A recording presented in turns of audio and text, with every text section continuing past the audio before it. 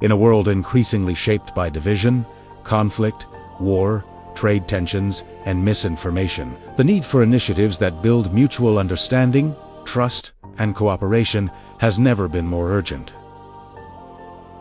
This is especially true in an age when global trade depends on constant coordination between people, institutions, and nations. The vast flow of goods across our oceans, from advanced electronics to clean energy technologies, relies on more than ships, ports, and supply chains. It also depends on people from different countries being able to understand one another. For Ireland and China, one of the most meaningful paths toward building that understanding has been through educational partnership and exchange. This enduring partnership is rooted in more than a century of profound people-to-people connections. In the early 20th century, Irish pioneers such as Dr. Isabel Mitchell and Frederick O'Neill arrived in northeast China. Frederick O'Neill, who lived in Liaoning for 45 years, from 1897 to 1942, founded schools that became early pioneers of modern education, fostering a spirit of mutual learning within these humble classroom walls. He believed in the power of knowledge and friendship, interacting warmly with local students, planting seeds of respect that would grow for generations. Dr. Isabel Mitchell arrived in Liaoning in 1905, established a women's hospital in 1909, and dedicated her career to saving the lives of countless women in China at a time when diseases was rife. Her conviction and determination in serving young women and girls left a lasting impression. Within the walls of a clinic, she worked tirelessly. Her hands offered healing, and her eyes reflected a profound empathy for every patient she touched. She died in the line of duty in 1917 at the age of 38, having succumbed to the very diseases she was treating. She is buried in Jilin City, where her sister also served. While some critics may argue they were imposing an external agenda, the reality was quite the opposite. Frederick O'Neill and Dr. Isabel Mitchell showed deep respect for the local communities they served. O'Neill wrote that if one seeks only to prove another culture altogether wrong, one will miss the truth. He urged readers to set aside labels so they could genuinely understand, appreciate, and respect the people of China. Both figures cared deeply for China, became proficient in Chinese, and were grateful for the opportunity to contribute. They did not come to change others, but to grow with them. This deep appreciation for local traditions forged a bond that time could not erase. Today, that historical spark has grown into a vibrant flame. From sepia-toned memories to the bright colors of the 21st century, the legacy lives on. In modern universities and bustling tech hubs, the handshake between Ireland and China continues. It is a partnership built on a century of mutual respect. As we look toward the horizon, we see a world of new possibilities. Pat McCarthy's first connection with China began in childhood. Growing up in Ireland, he watched as a charity truck visited his area each week. The truck came to collect clothes for children in need in rural China. His mother would call out, "Get your old clothes ready. The truck is here." Yet even as a young boy from a modest Irish family, Pat chose not to part only with what was no longer needed. Instead, he packed some of his best clothes, wanting to give something that truly mattered. On one occasion, a fire broke out at the local Chinese restaurant, and the family who ran it lost their livelihood. Living nearby, Pat's family stepped in to help.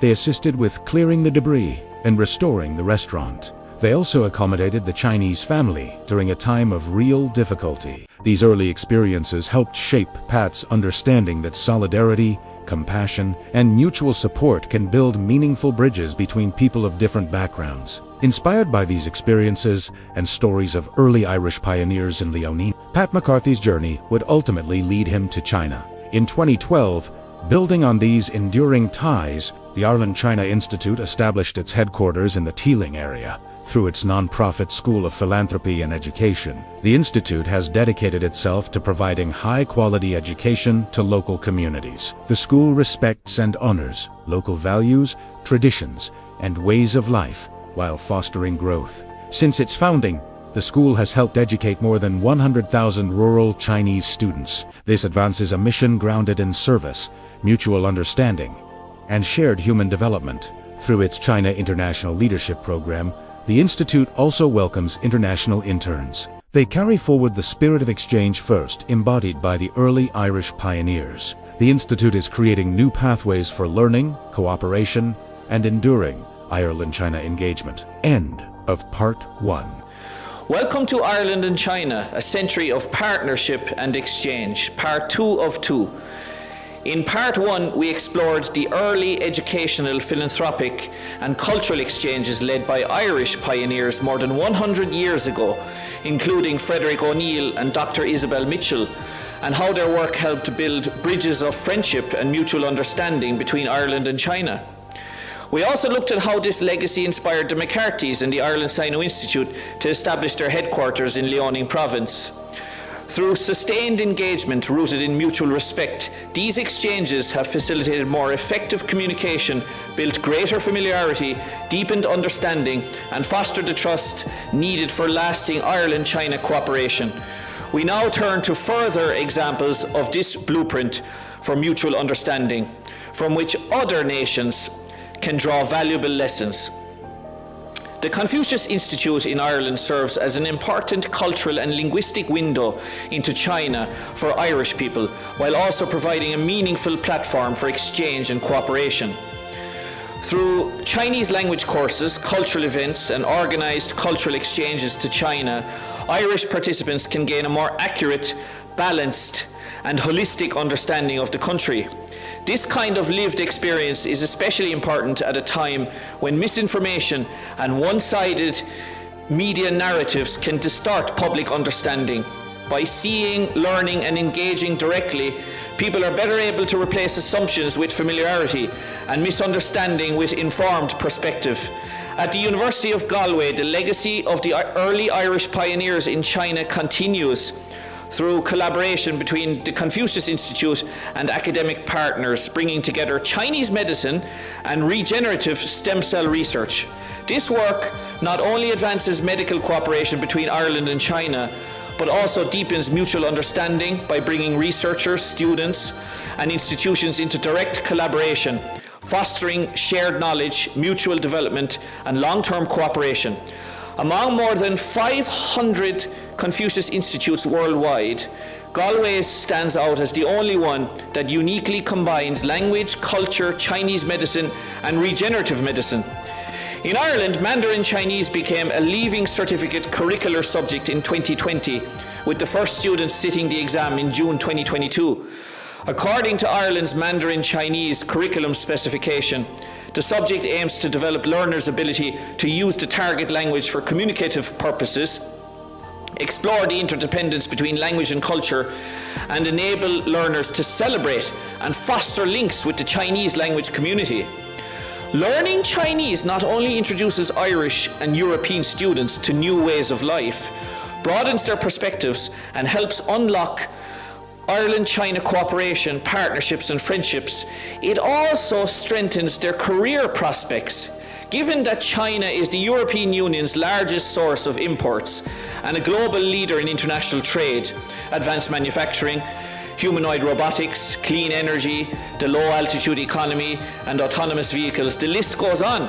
Proficiency in Chinese offers Irish students a powerful competitive advantage. Irish Prime Minister Micheál Martin was the first European leader welcomed by China in 2026. Would you believe it or not? During his visit, he witnessed the signing and announcement of a number of agreements between Chinese and Irish educational institutions. Prime Minister Martin has consistently described education as a great enabler and as a cornerstone of both individual and societal development, emphasizing its role not only in personal advancement, but also in fostering deeper understanding across cultures and communities. In 2025, Ireland and China had established over 110 joint education programs with more than 12,000 students enrolled. High-level engagement continues to expand these links, reflecting the growing importance of education as a foundation for cooperation. Initiatives such as the Ireland Sino Institute's China International Leadership Programme further strengthen this relationship by giving participants direct experience of China, while also offering Chinese communities meaningful insight into Ireland, its culture, values, and people.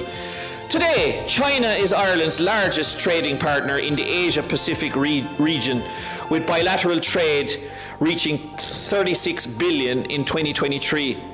Irish exports to China are driven by electrical machinery, pharmaceuticals, medical devices, computer services, agri-food, and increasingly financial services. China exports machinery, electronics, consumer goods, and intermediate inputs to Ireland, supporting the country's manufacturing base and its role as a European hub for multinational value chains. Around 40 Chinese companies operate in Ireland, employing more than 5,000 people directly.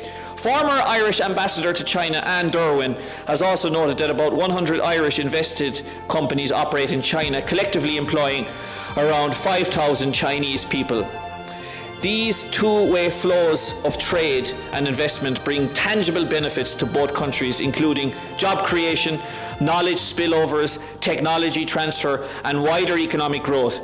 A century of educational, cultural, and philanthropic exchange has helped build the human bedrock beneath today's strong Ireland-China economic relationship. Across generations, these connections have turned first contact into familiarity, familiarity into understanding, and understanding into trust.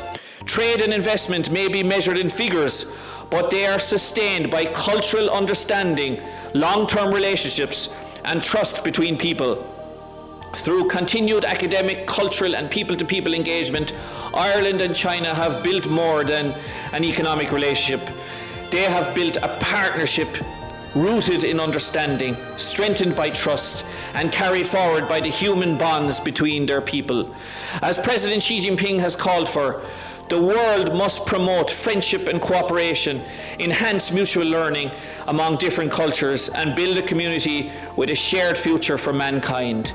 After a century of Ireland-China partnership and exchange, that message feels especially clear. The future is built not by distance or division, but by dialogue, understanding, and the shared human bonds that bring nations closer together.